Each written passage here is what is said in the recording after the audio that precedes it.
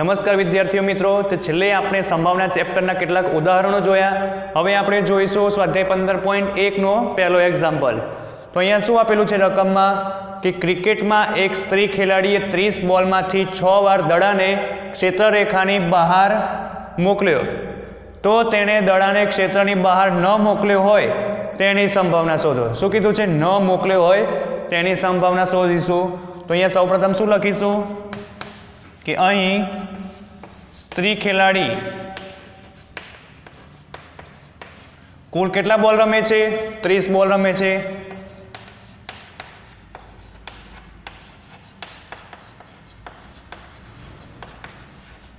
તો કુલ પ્રયત્નોની સંખ્યા કેટલી થશે? 30 થશે.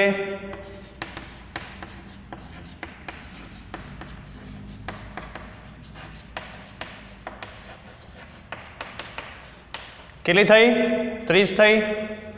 પછી શું કીધું છે અહીંયા કે તો તેણે દડાને ક્ષેત્રની બહાર ન મોકલ્યો હોય તેની સંભાવના શોધો. તો અહીંયા આપણે જોઈએ દડાને ક્ષેત્રની બહાર ન મોકલ્યો હોય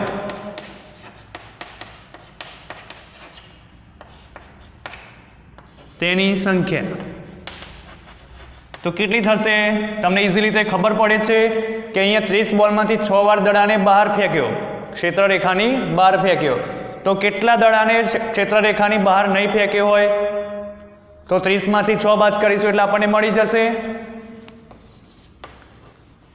30 દડા હતા, એમાંથી 6 વાર એને ક્ષેત્રરેખાની બહાર મોકલ્યો.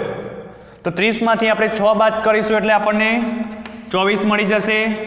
એ કેવી સંખ્યા છે? કે દડાને ક્ષેત્રની બહાર ન મોકલ્યો હોય તેની સંખ્યા છે. બરાબર છે. હવે શું કરશું આપણે? જે અહીં આપણને જે ઘટના શોધવાની છે, જે ઘટનાની સંભાવના શોધવાની છે, એને આપણે કોઈ નામ વડે દર્શાવી દઈએ. તો અહીંયા એ નામ આપું છું.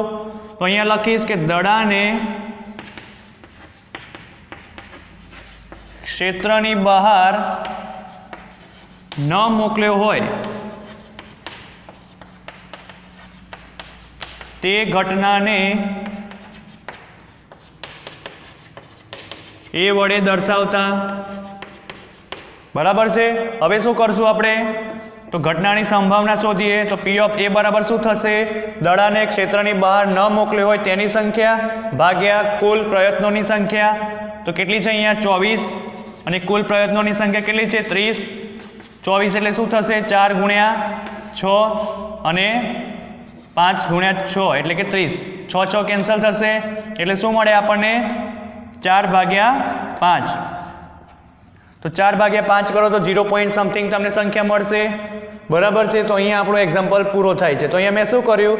તો અહીંયા સૌપ્રથમ સ્ત્રી ખેલાડી કુલ કેટલા બોલ રમે છે? 30. તો 30 કુલ બોલ રમે છે. તો અહીંયા કુલ પ્રયત્નોની સંખ્યા કેટલી થશે? 30.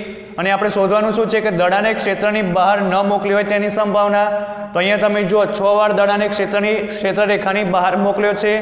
તો દડાને ક્ષેત્રની બહાર ન મોકલ્યો હોય તેની સંભાવના એ શોધવા માટે શું કરશું આપણે? સૌપ્રથમ સંખ્યા શોધીશું ને કે દડાને ક્ષેત્રની બહાર ન મોકલ્યો હોય તેની સંખ્યા બરાબર ટોટલ કેટલા દડા? 30 માઇનસ 6 વાર દડાને ક્ષેત્રરેખાની બહાર મોકલ્યો. તો 30માંથી 6 બાદ કરીશું એટલે કેટલા મળશે? 24. જે કઈ સંખ્યા છે? આ છે દડાને ક્ષેત્રની બહાર ન મોકલ્યો હોય તેની સંખ્યા. હવે શું કરશું? જે ઘટના છે, જે ઘટનાની સંભાવના શોધવાની છે, એને કોઈ આપણે નામ વડે દર્શાવી દીધું. મેં અહીંયા એ નામ આપ્યું છે. પછી શું કર્યું? એની સંભાવના શોધી. તો P of A બરાબર દડાને ક્ષેત્રની બહાર ન મોકલ્યો હોય તેની સંભાવના ભાગ્યા કુલ પ્રયત્નોની સંખ્યા. તો મને કેટલા મળ્યા? 4/5. તો હવે જોઈએ એક્ઝામ્પલ નંબર 2.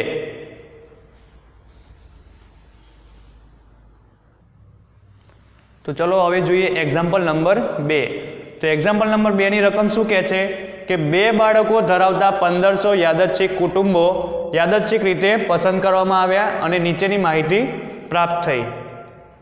તો કુટુંબમાં છોકરીની સંખ્યા 2 હોય તેવા કેટલા કુટુંબો છે? 475.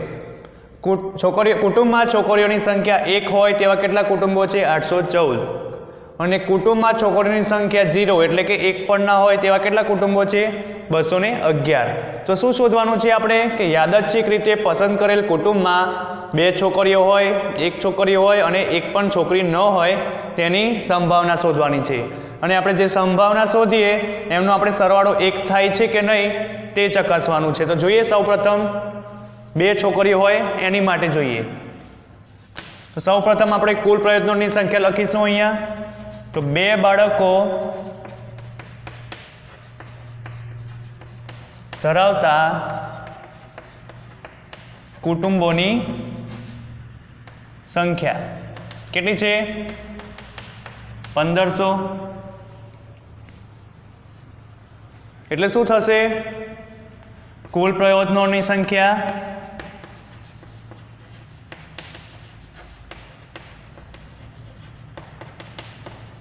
$1500.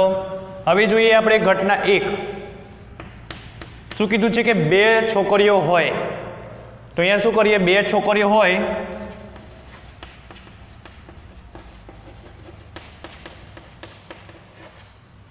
તેવા કુટુંબોની સંખ્યા કેટલી છે?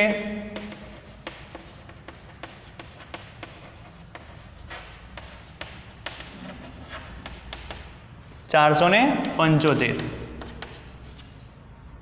તો અહીંયા શું કરીશું આપણે? સૌ પ્રથમ 2 છોકરીઓ હોય તે ઘટનાને આપણે કોઈ A કે B કે કોઈ એવા નામે આપણે દર્શાવી દઈએ. તો અહીંયા હું લખું કે યાદચ્છિક રીતે પસંદ કરેલ કુટુંબમાં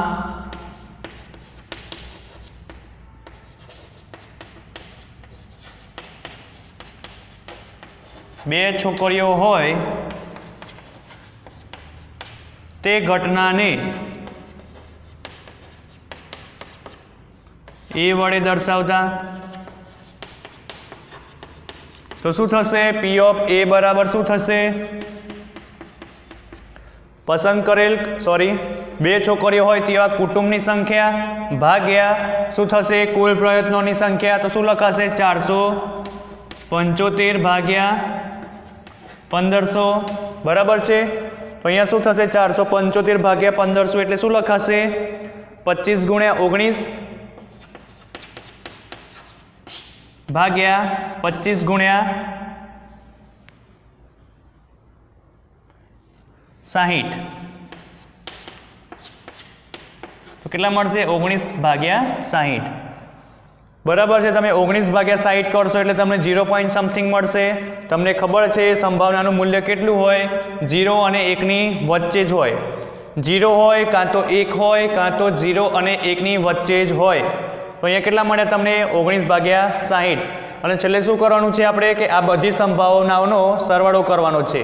તો અહીંયા આપણે જોઈએ P of A, તેવી રીતે P of B માટે કરીશું, તેવી રીતે P of C માટે કરીશું. તો અહીંયા P of A બરાબર શું મળી ગયા આપણને? 19 ભાગ્યા 60 મળી ગયા. તો અહીંયા હું લખું છું 475 ભાગ્યા 1500 જ લખું છું અહીંયા. ઓકે, તમારે આ લખવું હોય તો તમે એ લખજો. પછી જોઈએ હવે શું કરવાનું છે કે 1 છોકરી હોય તેવા કુટુંબોની સંખ્યા જોવાની છે. તો અહીંયા શું કરીશું આપણે કે 1 છોકરી હોય તેવા કુટુંબની સંખ્યા કેટલી છે? 1 છોકરી હોય તેવા કુટુંબની સંખ્યા 814 છે. તો અહીંયા લખીશું 814. પછી શું કરશું કે પસંદ કરેલ કુટુંબમાં 1 છોકરી હોય તે ઘટનાને હવે બીજું કંઈક નામ આપીએ, B નામ આપી મેં. તો અહીંયા શું થશે? P of B. પછી શું કરશું અહીંયા P of B માટે? તો જુઓ, 1 છોકરી હોય તેવા કુટુંબની સંખ્યા ભાગ્યા કુલ પ્રયત્નોની સંખ્યા.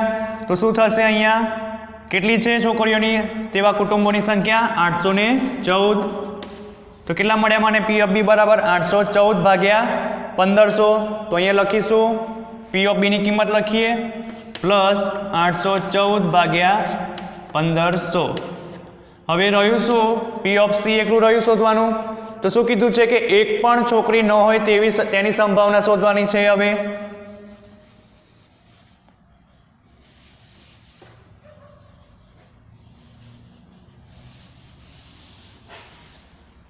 તો જોઈએ હવે આપણે કે 1 પણ છોકરી ન હોય. શું કીધું છે? 1 પણ છોકરીઓ ન હોય એક પણ છોકરી ન હોય તેવા કુટુંબની સંખ્યા, એટલે જો એક પણ છોકરી ન હોય એટલે કે 0, તો તેવા કુટુંબની સંખ્યા કેટલી છે? 211. તો અહીંયા લખીશું 211. પછી શું કરશું? પસંદ કરેલ કુટુંબમાં એક પણ છોકરી ન હોય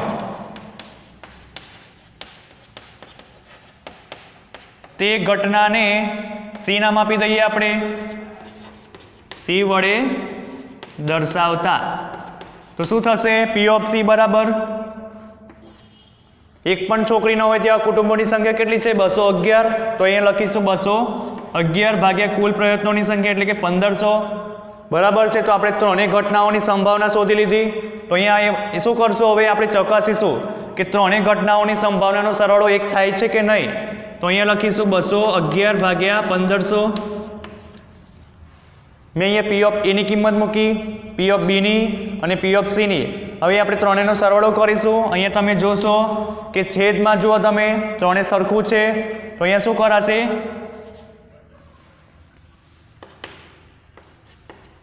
$475 પ્લસ 814 પ્લસ 211 બધાની ભાગ્યામાં કેટલા લખાશે? 1500. હવે તમે આનો સરવાળો કરશો તો તમને કેટલો મળશે? 1500 જ મળશે. કરી જોજો તમે. 1500 ભાગ્યા 1500 એટલે કે 1 મળી ગયું. શું અહીંયા શું કીધું છે કે આ બધી સંભાવનાઓનો સરવાળો 1 થાય છે કે તે ચકાસો. તો અહીંયા લખવાનું હા, બધી સંભાવનાનો સરવાળો 1 થાય છે. પડી ગઈ ખબર? અહીંયા શું કર્યું? એકદમ ઇઝી છે. હવે જોઈએ એક્ઝામ્પલ નંબર 3 જોઈએ.